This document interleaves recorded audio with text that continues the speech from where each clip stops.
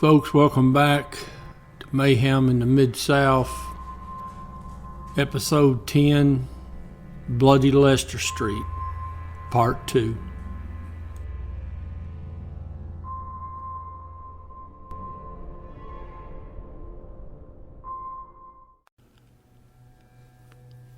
So now you've got the notifications going out from communications. Everyone in the command staff. And obviously one of the first calls is supervisor of the Homicide Bureau. Now the lieutenant they call is Tony Armstrong. And Tony, of course, later becomes the director of the Memphis Police Department. So he gets a call. They tell him what's going on. So then he calls Ricky Davidson. And Ricky's the other lieutenant in homicide at the time. And he tells Ricky, go out there and start getting that scene together. Call out whoever you need. Now, he would have started out calling everybody on his team who's on call. If they need more people, of course, they'll start yanking them from the other section. There's two sections in homicide.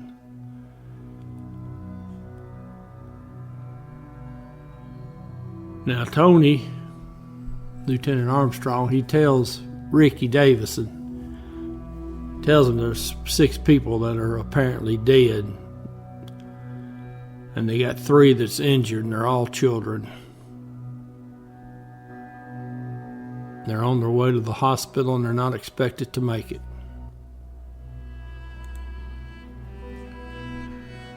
Now, Tony's on the phone with Ricky Davison. I guess I ought to use their titles so it won't confuse y'all. Lieutenant Armstrong's talking with Lieutenant Davison on the phone. They decide what they're going to do is 3 children that are still alive, they're going to isolate them, quarantine them from anybody else outside of medical personnel and the police.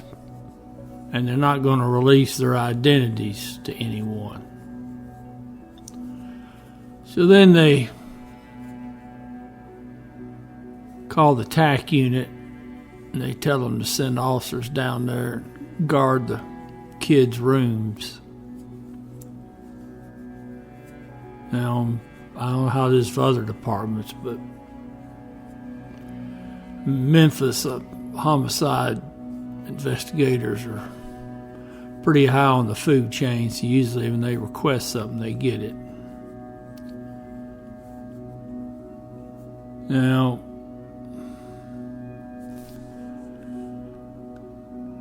one of the investigators that makes the scene out there on Lester Street is Tony Mullins. Tony and I worked South Precinct Uniform Patrol for years, and we were in homicide together for a little while before I tucked my tail and went back to robbery. Anyway, so they're kind of letting Tony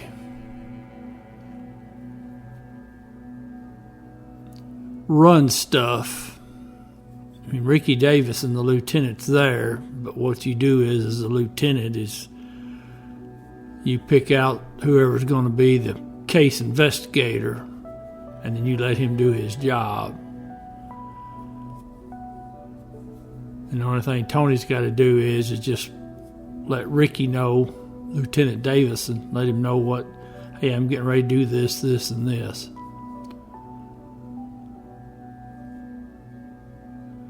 Now, obviously, Lieutenant Armstrong, he makes the scene.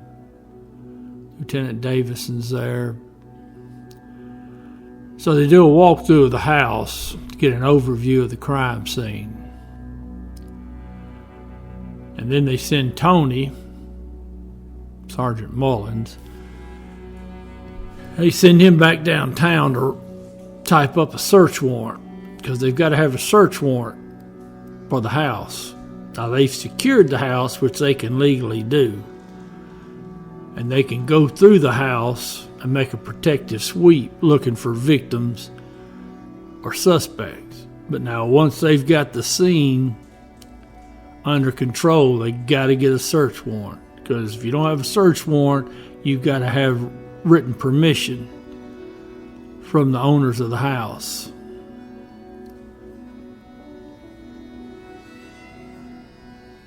And obviously in this case here, the only people alive are not of age or in shape to have given that consent.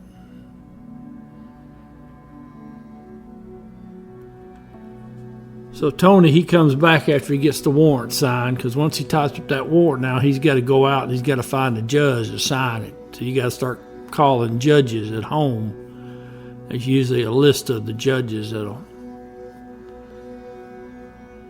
let you know, hey, if you need a warrant signed, you come on over here and I'll do it.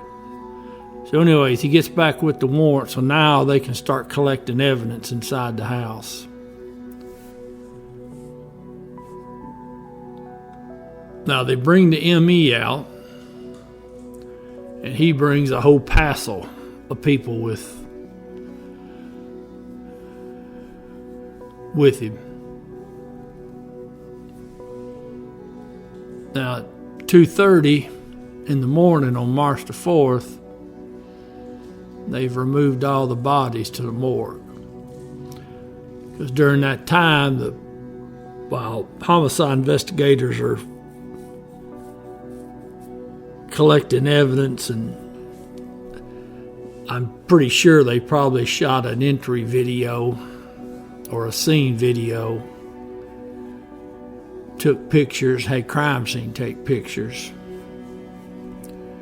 Well, the ME and his people, they're doing photos, they're doing measurements, they're looking at all kinds of stuff too.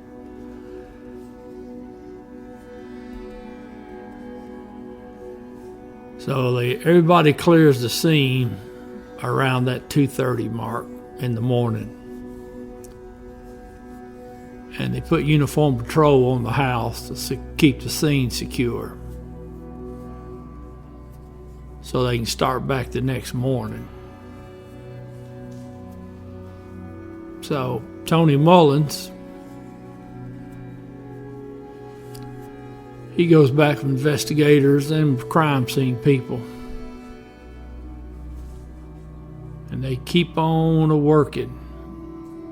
Because they started about 10:30 or 11. Because folks, I'm telling you, I've been on some homicide scenes where literally each time we go back to the scene, we would find something we didn't see the first time.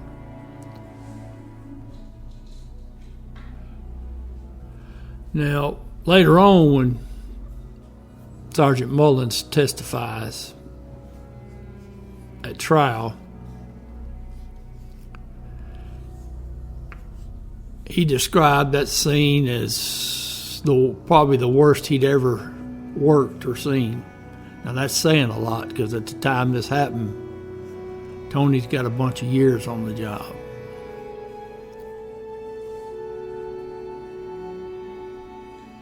Now, the living room area is pretty cramped because they've got a lot of furniture stuck in that living room.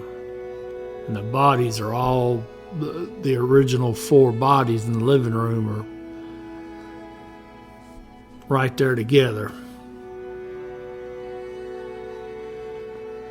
Now, Tony would say later, from what he saw of the crime scene, it looked like it had been staged.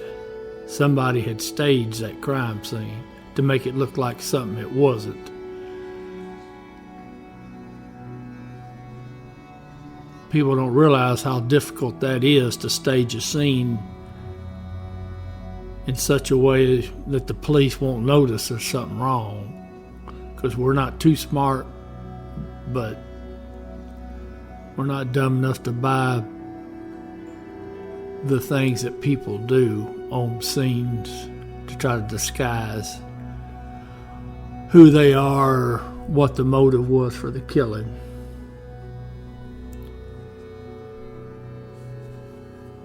Now, Sergeant Mullins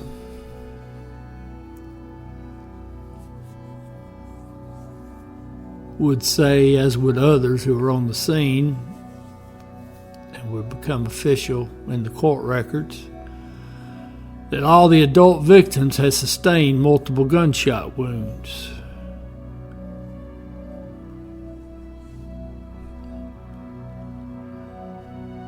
They've also come to the conclusion that 2 guns were used in the shooting: a 9mm and a .380 caliber. But they can't locate either gun on the scene. Now, officers did locate and recover spent bullets in the living room, on the sofa cushion, on top of a piece of plastic from a window unit air conditioner, on the floor underneath Cecil's body, under the sofa, inside the arm of the sofa, between 2 sofa seat cushions, in the wall behind the sofa, and in the east wall of the living room. Now, the casings, they recovered them also in the living room. They recovered 2 9mm and 3 .380 caliber shell casings on the floor. Now, while they're moving items around, there's a jacket on the love seat. They picked that jacket up and they found a Ziploc bag. Now, in that Ziploc bag, it had 11 9mm casings and 5 .380 casings, spent shell casings. Now, Tony Mullins, being the sharp investigator that he is, it don't take him but just a second or two to figure out that persons that did this shooting were collecting those shell casings. Their obvious intent being they're going to remove them from the scene. So somebody took the time to start picking stuff up.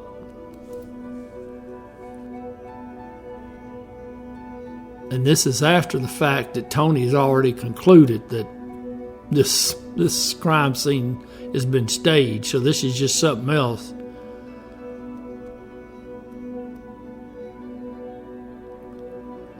Now, Tony's also saying, Sergeant Mullins, that part of this staging were the adult victims themselves, that they had physically been moved about the living room. Now, he said Cecil's body was found to be in a kneeling position in front of the sofa, and that his torso was on the sofa cushion. And there was a bag of marijuana in his left hand. Now, Cecil had received several gunshot wounds, including several to the front of the body, one to his neck, one to the bottom of his foot, and several to his lower legs. Now, they collected fibers from Cecil's chin and mouth, and they were consistent with a pillow having been placed over his face when he was shot. Now, the police found the pillow in the living room and saw that a bullet had been fired through the pillow. They also have discovered in this investigation that the gun used to shoot Cecil in the legs was a different gun than the one used to shoot him in the neck. Now, of course, Sergeant Mullins, he didn't know the sequence of the gunshot wounds to Cecil's legs. But just from what he's seen through his experience and training, he's thinking that several of those in the leg were fired close to or after Cecil's death. Now, part of that comes from the fact that if somebody's dead, you shoot them, you're not gonna see blood spray or a lot of bleeding because the body's dead. The heart's not beating anymore.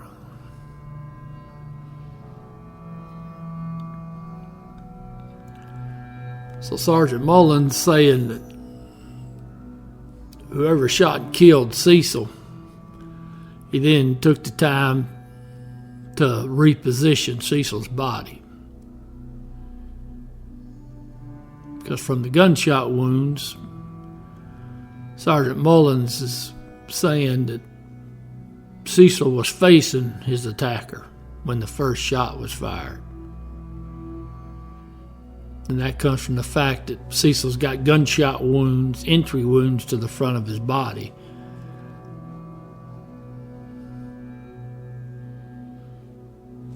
And that those gunshot wounds, they would not have been where they were, the positioning of them,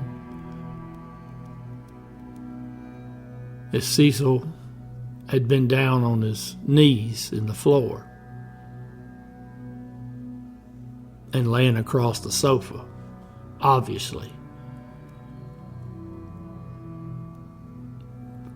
Now, Tony's also sharp enough. He mentions the bag of marijuana, and he says that bag was large enough that if Cecil had been holding that bag of marijuana when he was shot, it would have dropped out of his hand. Now, he doesn't believe that that bag would have remained in his hand and him to have been shot that many times.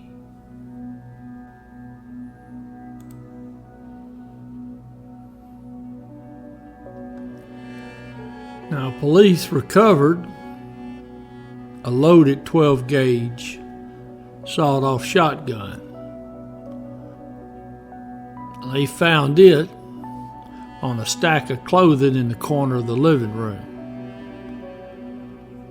And it was a little more than an arm length away from Cecil's body. Now, they also recovered 5 more live rounds of shotgun ammunition under the sofa.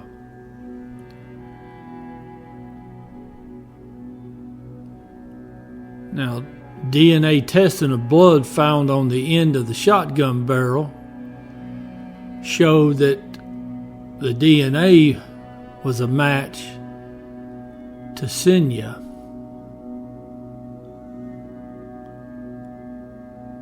The 2-month-old.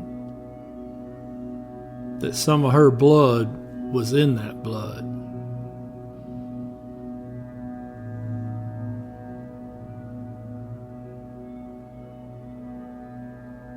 Now, obviously, what that tells you is that where her body was found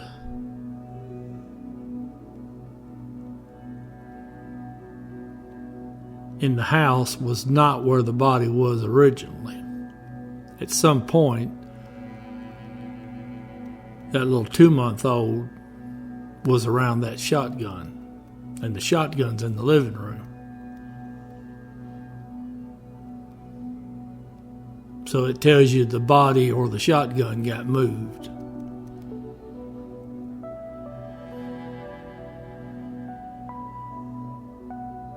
Now, according to the crime scene, Sergeant Mullins is saying that the blood on the shotgun barrel is indicative of it having lain on top of the clothing after the shooting. That's where it was positioned after the shooting. He says they found no blood spatter on any of the clothing beneath the gun. and that the blood on the gun belonged to the victim, whose body was found in another part of the house, which is what I was just talking about.